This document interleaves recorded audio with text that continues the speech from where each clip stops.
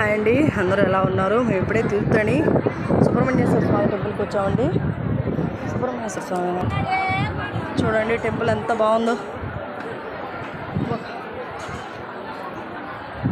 ఇప్పుడే మేము ఇంకా క్యూలోకి వెళ్తున్నాము దర్శనానికి.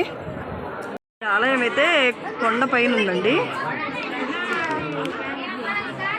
మాకు దర్శనం అయితే చాలా బాగా అందిందండి.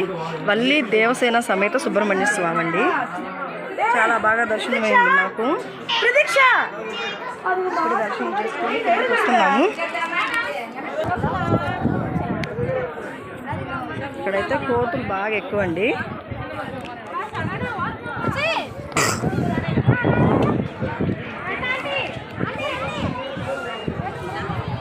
తిరుత్తణిలోని సుబ్రహ్మణ్య స్వామి టెంపుల్.